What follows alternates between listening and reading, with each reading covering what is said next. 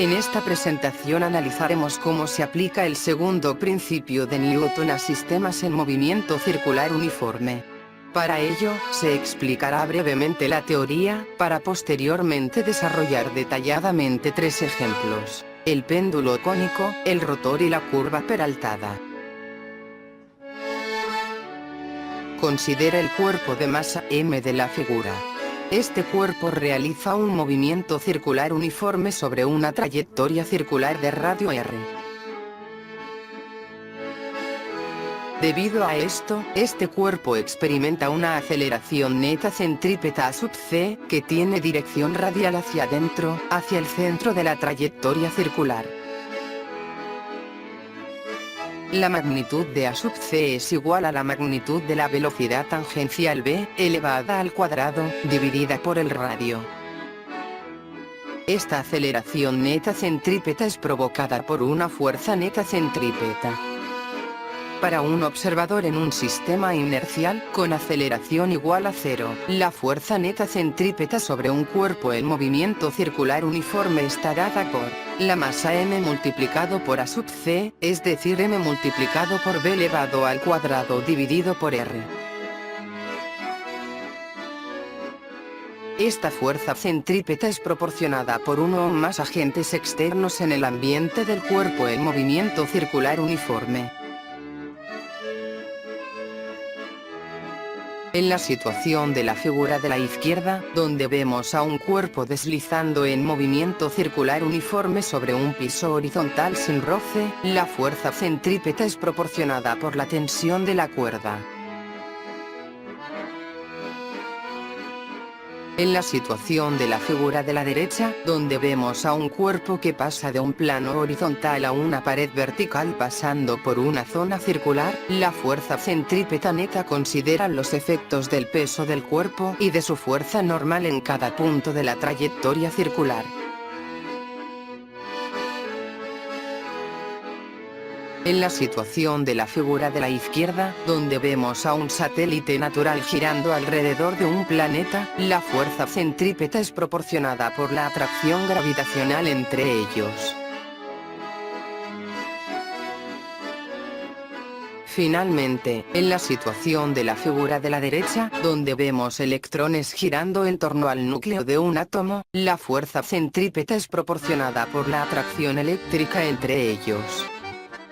Se denomina como fuerza centrífuga a la fuerza de reacción que el cuerpo en movimiento circular uniforme le aplica al agente que provoca la fuerza centrípeta.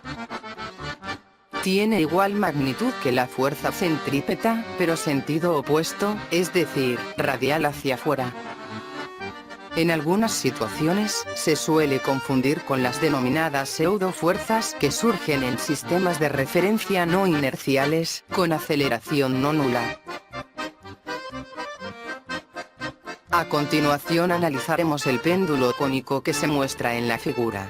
El péndulo cónico consiste en un cuerpo pequeño de masa m que gira en un movimiento circular uniforme horizontal de radio r con velocidad tangencial v, en el extremo de una cuerda de longitud L. El diagrama de cuerpo libre del péndulo cónico se aprecia en la figura de la derecha. A partir del diagrama de cuerpo libre, se puede aplicar el segundo principio de Newton para plantear ecuaciones en el eje X, horizontal, y en el eje Y, vertical. Como la tensión de la cuerda es diagonal, hay que descomponerla en sus componentes horizontal y vertical. Así, para el eje Y, tenemos que la componente vertical coseno de θ de la tensión T es igual al peso del cuerpo. Por otra parte, para el eje X, tenemos que la componente horizontal seno de θ de la tensión T es igual a la fuerza centrípeta, dada por el producto de la masa por v elevado al cuadrado, dividido por el radio de giro r. Además, de la definición de la función trigonométrica seno, se puede determinar que el radio de giro r es igual a la longitud de la cuerda L, multiplicado por seno de θ. dividiendo las ecuaciones 2 y 1 y haciendo un breve desarrollo algebraico, se llega a que la rapidez tangencial v es igual a la raíz cuadrada del producto entre la aceleración de gravedad g, el radio de giro r, y la tangente de θ. A partir de este último resultado, se puede deducir que a mayor rapidez tangencial v, mayor será el ángulo de giro θ. En particular, para alcanzar un ángulo θ igual a 90 grados, el cuerpo debiera adquirir una rapidez tangencial infinita. En el siguiente video se muestra un péndulo cónico en acción. Este avión de juguete cuelga del extremo de una cuerda muy larga. Lo usaremos para ilustrar cómo cambia el ángulo de la cuerda de soporte cuando aumenta la rapidez del avión. Cuando ponemos el avión en movimiento, se mueve lentamente al principio y la cuerda forma un ángulo pequeño con la vertical.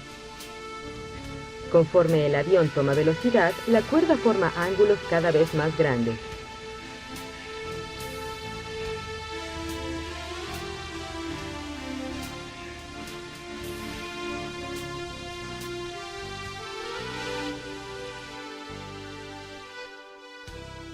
El segundo caso que analizaremos es el del rotor, que se ilustra en la figura de la derecha.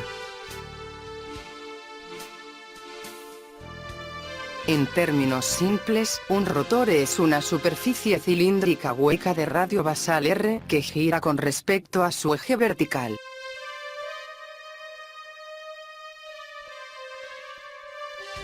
Una persona está de pie, apoyada contra la pared y con sus pies apoyados en un piso. El rotor aumenta lentamente su velocidad de giro hasta que, para una velocidad predeterminada, el piso se abre hacia abajo, quedando al descubierto un hondo agujero. La persona no cae, sino que permanece adherida contra la pared del rotor.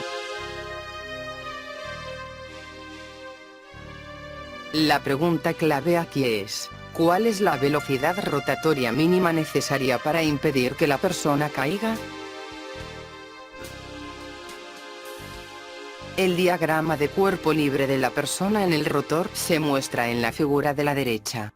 En ella, N sub cil es la fuerza de contacto del cilindro sobre la persona, que es la que le proporcionará la aceleración centrípeta, y F sub r es la fuerza de roce estática entre la persona y el cilindro. Para que la persona no deslice, se debe cumplir que F sub r debe ser menor o igual que el producto entre N sub cil y el coeficiente de roce estático entre la persona y la pared mu sub v. Aplicando el segundo principio de Newton para esta situación, podemos determinar que, para el eje Y, F sub r es igual al peso de la persona. Por otra parte, para el eje X, N sub cil es igual a la fuerza centrípeta, que es igual al producto de la masa de la persona m, por v elevado al cuadrado, dividido por el radio de giro r.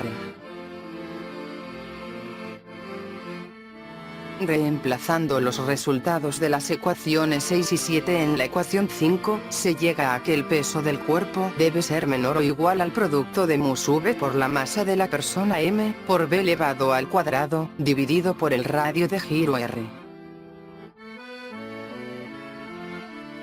Despejando la rapidez tangencial v de la ecuación 8, se puede establecer que, para que no haya deslizamiento, su magnitud debe ser mayor o igual a la raíz cuadrada de la aceleración de gravedad g multiplicado por el radio de giro r, dividido por mu sub v.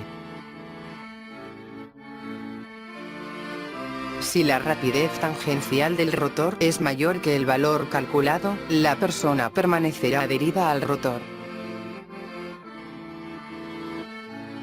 Si la rapidez tangencial del rotor baja del valor calculado, la persona deslizará del rotor. En el siguiente video se ilustra este concepto. Este disco motorizado tiene una pequeña sección de pared vertical montada en el borde. Un muñeco se mantiene fijo sobre la pared con un imán unido a sus pies, el cual es atraído por otro imán puesto en el lado externo de la pared. Ahora hacemos girar al disco hasta que el imán externo sale volando. El muñeco permanece parado sobre la pared vertical, como se ve en este segmento en cámara lenta. Cuando se apaga el motor y el disco empieza a parar, hay una rapidez crítica por debajo de la cual el muñeco ya no puede estar parado en la pared.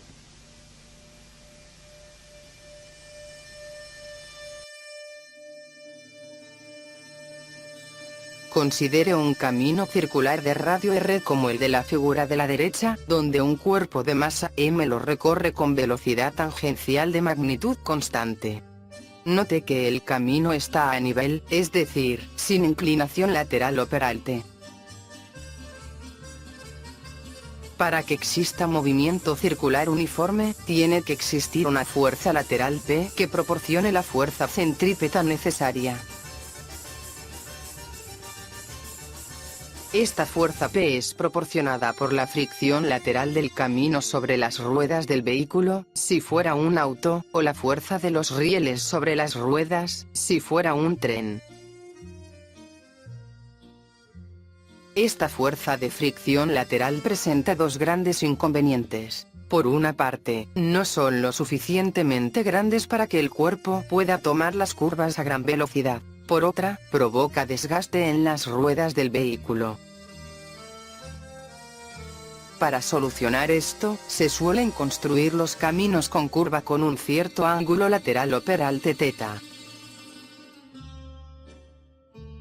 Así, la normal no solamente tiene componente vertical, sino que además posee una componente horizontal que proporciona la fuerza centrípeta necesaria para permitir que el cuerpo tome la curva a gran velocidad, sin necesidad de depender de las fuerzas laterales. Del diagrama de cuerpo libre de la derecha, se pueden plantear las siguientes ecuaciones usando el segundo principio de Newton. Para el eje Y, la normal por coseno de θ es igual al peso del cuerpo. Para el eje X, la normal por seno de θ es igual a la fuerza centrípeta sobre el cuerpo, que es la masa del cuerpo m por b elevado al cuadrado, dividido por el radio de giro r. Dividiendo las ecuaciones 12 y 11, y haciendo un pequeño despeje, se llega a que la rapidez angular del cuerpo es igual a la raíz cuadrada del producto entre la aceleración de gravedad g, el radio de giro r y la tangente del ángulo de peralte θ.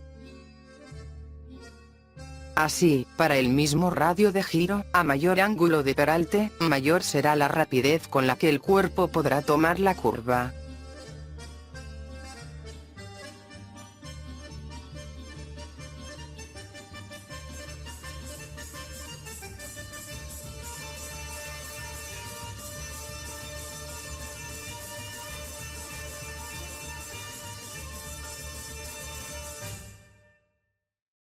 Muchas gracias por su atención.